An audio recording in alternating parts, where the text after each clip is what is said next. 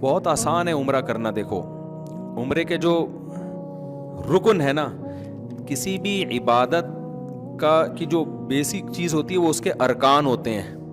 ان ارکان کے بغیر اس عبادت کا تصور ممکن نہیں ہے.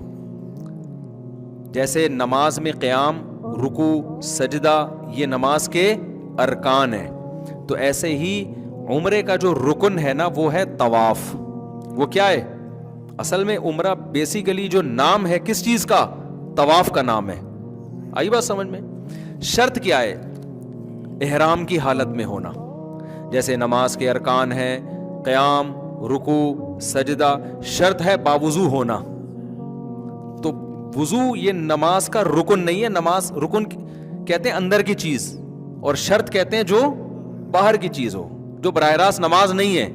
تبھی آپ کا پہلے سے وضو ہو تو کرنے کی ضرورت ہی نہیں ہے آپ کو, لیکن پہلے سے رکوع کیا ہوا ہے تو کیا نماز میں رکوع نہیں کرو گے؟ پھر بھی کرو گے دوبارہ, ٹھیک ہے نا. تو ارکان جو ہے نا اس کے جو بنیادی چیزیں ہوتی ہیں.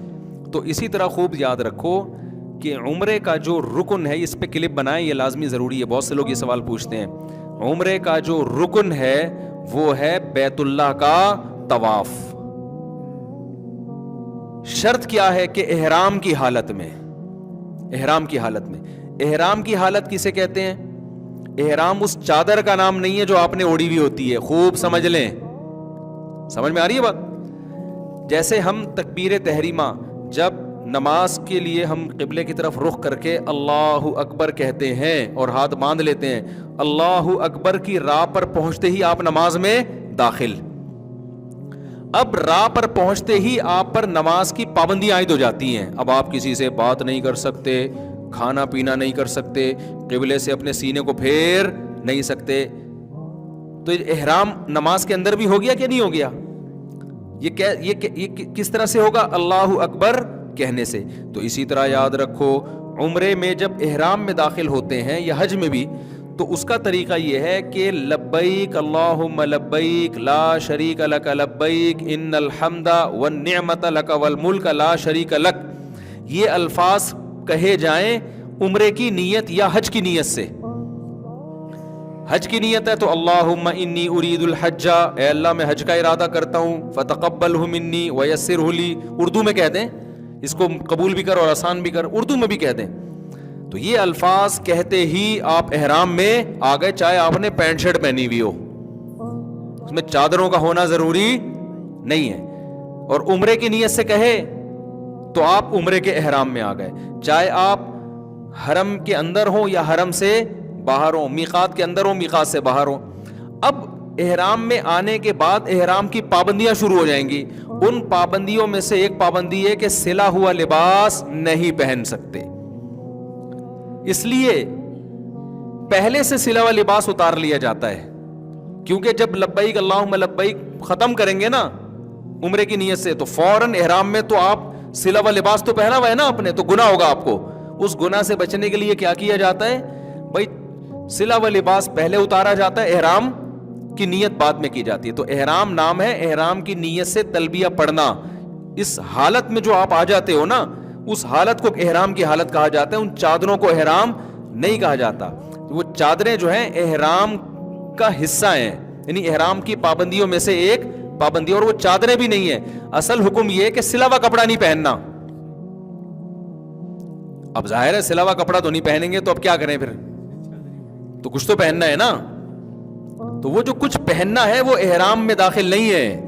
وہ کچھ پہننا وہ اس کا شرم و حیا سے تعلق ہے, صحیح ہے نا, کہ بھائی سلا ہوا نہیں پہننا. یہی وجہ ہے, یہ میں اس لیے بتا رہا ہوں کہ بعض لوگ احرام باندھ کے واش روم جا رہے ہیں تو ان کو وہی چادریں اتارنی پڑتی ہیں. واش روم سے فون کر رہے ہوتے ہیں, مفتی صاحب میں احرام کی حالت میں ہوں, چادر اتار سکتا ہوں؟ تو میں ان سے پھر کہتا ہوں بھائی یہ چادر احرام نہیں ہے, یہ تو آپ اتار لیں چادر. یہ تو پہنی اس لیے جاتی ہے تاکہ لوگ آپ کے, صحیح ہے نا, اچھا نہیں ہے نا, یہ بری بات ہو جائے گی نا. خود سوچو, تنہائی میں بیٹھ کے کبھی غور کرنا میں کیا کہہ رہا ہوں, اچھی بات ہے یہ. تو جسم تو چھپانا ہے نا اپنا, تو اس کے لیے یہ کیا جاتا ہے, تو اس میں چادریں داخل نہیں ہیں. دوسری بات یہ کہ اس احرام, اگر آپ مکہ جا رہے ہیں, کسی بھی نیت سے مکہ جا رہے ہیں, میقات سے باہر سے, جیسے کراچی سے طائف سے, مدینہ سے. تو اسلام کا حکم یہ ہے کہ آپ میقات بغیر احرام کے کراس نہیں کر سکتے. تو وہ ایک الگ چیز ہے. وہ کیا ہے؟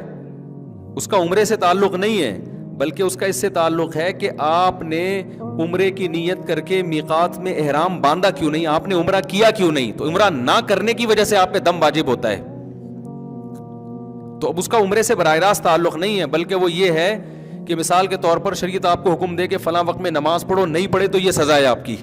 تو اب جو بھی باہر سے آ رہا ہوتا ہے, مکہ یا بیت اللہ, مکہ جا رہا ہے کسی بھی کام سے, تو اسلام اس پر لازم کرتا ہے کہ آپ چونکہ مکہ اللہ کا شہر ہے, آپ اس پہ جا رہے ہو اور آپ ہو بھی مسلمان, تو یہ جو اللہ کی باؤنڈری ہے نا جس کو میقات کہا جاتا ہے, تو پہلے آپ نے جا کے عمرہ کرنا ہے اور احرام آپ کا شروع ہوگا میقات سے پہلے. یہ اگر آپ نے کراس کیا میقات تو بعد میں احرام تو مان لیا جائے گا, لیکن دم آپ پر واجب ہوگا کہ آپ نے کیوں یہ بغیر احرام کے کراس کیا.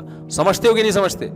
اور جب حرم میں پہنچ گئے آپ, پھر دوبارہ عمرہ کرنا ہے, تو پھر احرام باندھنے کے لیے ضروری ہے کہ کم سے کم مسجد عائشہ تک جائے. وہ افضل تو یہی ہے کہ پھر میقات سے باہر جائے, لیکن مسجد عائشہ سے کر لے گا تو بھی اس میں اختلاف ہے علماء کا. ہماری جو رائے ہے وہ اس کے مطابق ہم جواب دے رہے ہیں. تو خلاصہ میں جلدی سے سمیٹتا ہوں, عمرہ نام ہے بیت اللہ کے طواف کا, شرط کیا ہے کہ احرام کی حالت ہو, اور سعی جو ہے نا وہ عمرے کا رکن نہیں ہے, عمرے کے واجبات میں سے ہے. واجبات سمجھتے ہیں؟ یعنی اگر سعی نہیں کریں گے آپ نے طواف کرنے کے بعد تو گناہگار ہوں گے اور دم دینا پڑے گا آپ کو. دیکھو رکن چھوٹ جائے نا تو چیز کا وجود ہی نہیں ہوتا. کرتے ہیں سجدہ کرتے ہیں, یہ ارکان ہے نا. رکوع چھوٹ جائے, سجدہ چھوٹ جائے تو سجدہ سہو سے نماز نہیں ہوگی, کیونکہ نماز کا رکن